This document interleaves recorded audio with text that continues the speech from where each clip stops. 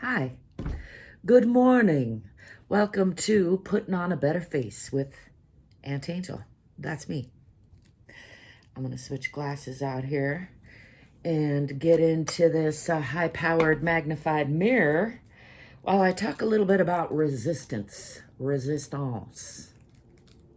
and how this paradoxical universe, life, makes it so that resistance is futile and necessary, unavoidable, and also kind of pointless. Pointless? Not pointless? I don't know. You let me know what you think. I think, well, I've heard it said that there's two kinds of people. Those who divide people into two kinds.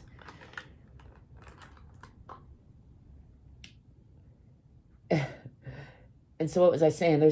There's those of us who think resistance is necessary and those who think resistance is futile. Ooh, it's been a while since I looked in the mirror up close. It's amazing what these hairs will do in a few days. And that's kind of an example of how it's futile, right? Like they're just going to keep growing back. But also an example of how it's necessary, because if you want to not have the hairs there, then you got to keep removing them. I know that's a strange example. Yeah, I mean, in the same vein as like aging, right? I think it's necessary to do our best to stay healthy if we want to enjoy life to its fullest capacity. And so in a way, that's resisting the natural aging, the natural entropy of life. And also, it's important to recognize that it's inevitable, and resisting it just leads to undue suffering many times. So it's both, I know. And I was really, this train of thought was, as you can probably gather, applies to every aspect of my life to some degree, but I was thinking in particular about politics this morning, and how my mother and I we get together every week these days usually, which I'm very grateful for, and more often than not I leave feeling angry and frustrated. Not always, but a lot of the time. So I spend a lot of time reflecting on that, and obviously it's my own, or maybe not obviously, but I've concluded it's my own thought process, my own inability to let go of things or to hang on to the wrong things in the wrong context that leads to a lot of that internal frustration and anger. And if I could more often recognize that that doesn't serve me, remember that, I know it pretty well, and stop doing it, I would have a nicer time with my mother more often, instead of giving in to that sense that I need to resist or find the truth or stand up for what I believe in, and which of course is very important in some contexts, but sometimes is, again, just like a way to spin your wheels and spend a lot of energy, and isn't gonna bring me closer to my goals, which my goal in the context of my mother is to have nice interactions for the time that we have left together. She's aging. She's still thankfully quite sharp, but not as sharp as she once was, and not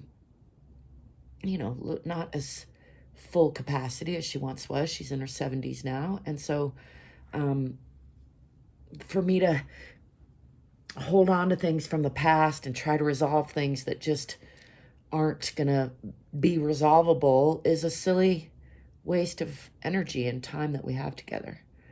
So I use that as an example because I think it's probably something that many of us can relate to, where there are other relationships in my life where I have similar feelings, and I realize it does bring me closer to my goals to stand up for what I believe in, and set those boundaries and stick to them.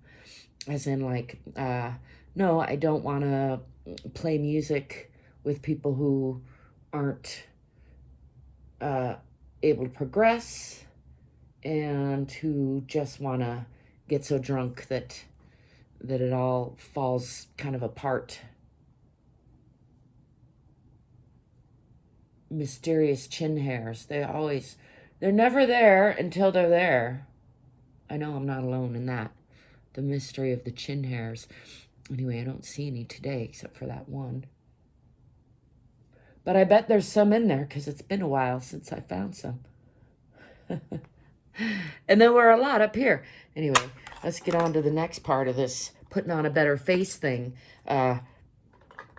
It's probably yet another example of how, yeah, I know that I'm not going to be some beauty queen today. Well, except for in my own mind. But, like, you don't have to wear makeup to look good. But it effing helps. Sometimes, not always. Like, there's not one way, there's not one rule. And I think that's the main overarching thing that I'm trying to get at, is we have this, I say, my mind, and I think many human minds tend to think in this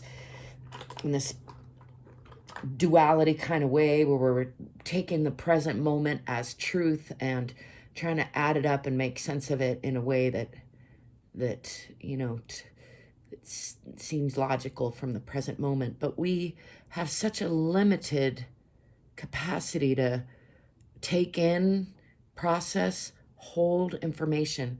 Like, seriously, the amount of information that's going through even just through our bodies, let alone out around us in the universe, that's not getting in our bodies because we don't have the sensory equipment. But even setting that aside, which is a vast amount of information, there's a lot coming into our bodies that we are simplifying, and often to the point that we're making our predictions and our assumptions based on faulty information. So lately, one of my kind of fallback positions is that if I find myself feeling certain, now this is extremely hard to do. I don't mean to make it sound like it's easy, because our nature is, like, by definition, when you feel certain, you're pretty sure you're right? When you know you're right, you know you're right. But here's the thing, is we are so fallible, and it gets tricky, because I'm not saying you should doubt yourself all the time, but also I am saying you should know that you're probably wrong all the time. And the more right you think you are, the more wrong you probably are. Hate to break it to you. But looping back around to this resistance is futile thing. When I find that I'm feeling very resistant internally, if I can do what I like to call the internal flip, the turnaround, if I can really put enough space around that feeling to look at, why am I feeling that resistance? Because the initial thought in the mind is to project outward and to say, I'm feeling resistant to that. I'm feeling resistant to an untruth. I'm feeling resistant to injustice. I'm feeling resistant to violence and hate and lies, all that. But here's the problem. As soon as you start to glom onto that resistance, you become exactly what you're resisting. This is the trick. So the opportunity is to turn around. It's been called turn the other cheek in Christianity. It's a similar concept in my mind, where rather than resisting, and it doesn't mean so resistance and joining is kind of the same thing on this energetic level. It's two sides of the same stick. And rather than struggling over this stick, so to speak, we can level up another rung and look at the opportunity in that to choose. So it's not just choosing a side, but it's recognizing that very resistance gives us that choice. And in that choice of non-choice, of saying, you know what, I'm not going to pick a side. I'm going to recognize that I don't have all the information, and that my impulse to pick a side and be sure that I'm right is rooted in immaturity and like egoic thinking, and the very thing that is creating the stuff that I'm resisting. So the way to transcend that, or evolve past that, or to grow from it, is to, like, change your perspective and add more space around that feeling, around that resistance. And in my mind, it's like a flip. It's a turning around. It's a turning of the other cheek. And it allows me to grab hold, so to speak, of a feeling of appreciation for my own resistance, for my own rejection or sense of injustice. And in that, I recognize, one of the phrases I like to say is that hate is just love underinformed. And you may find a lot of resistance to that. And I have at times in my life, but and I don't mean like I've grown now and now I no longer do. I mean, there are still times in my life where I find myself in that same mode of thinking, even now, even after decades of working on not feeling that way and transcending that. So that's one thing that I think is important for us all to remember, is that this is a process. It's not a destination. It's not like just you get the magic formula and you figure out how to never be miserable and then you're done. I do think life seems like a school, earth school, I've heard some call it. And so the thing is that if you master one lesson, you're just going to have another lesson. So there's no end to it. And it's I like the saying, it never ends and you can't get it wrong. Now that may be an exaggeration, or, it depends on your perspective. But the point of that being that there's not just one way and there's not just one lesson, and it's more complex and more simplistic because, oh, I spit on my mirror.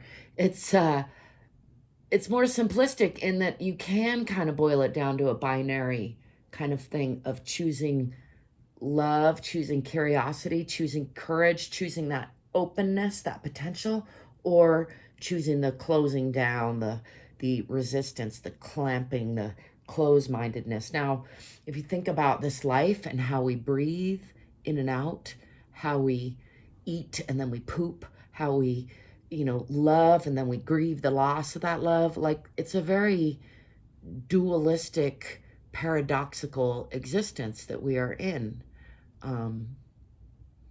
And maybe that's escapable. I've heard some theories, some religious stories about a few special beings that have transcended that through the rainbow body or through reincarnation in a conscious fashion, more conscious fashion.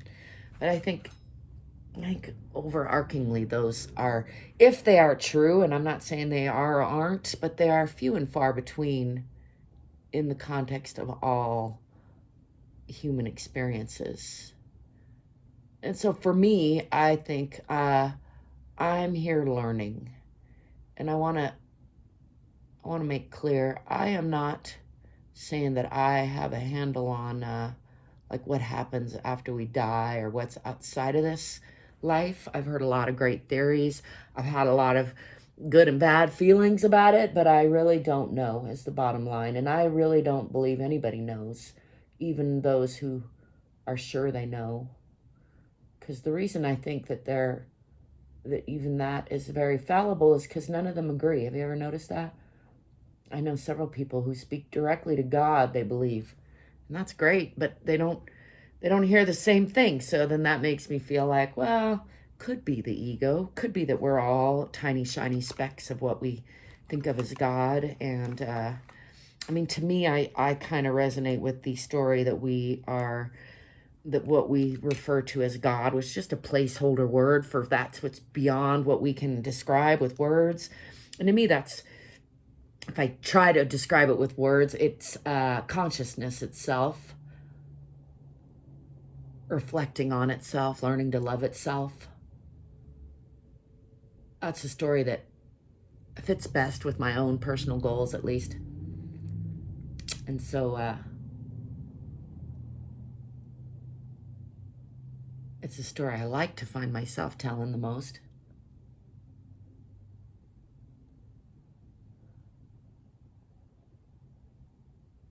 because it kind of fits in with the whole never ends and you can't get it wrong bit, right?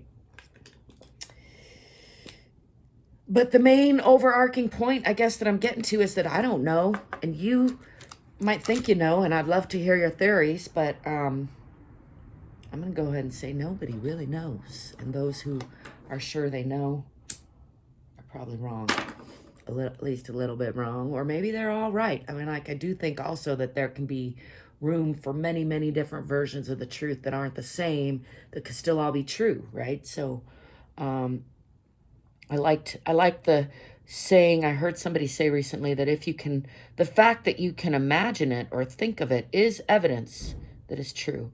And I was thinking about that recently and how it's also evidence that the opposite is true by nature of this dualistic universe. So I can go round and round with that all day long, huh? Anyway, I should probably pause and thank you for stopping by and remind you that I appreciate your support, your thumbs up, and your subscription. I appreciate your commentary, your comments, your questions. I appreciate you being you and letting me be me. We're all out here doing the best we can with what we got from where we are.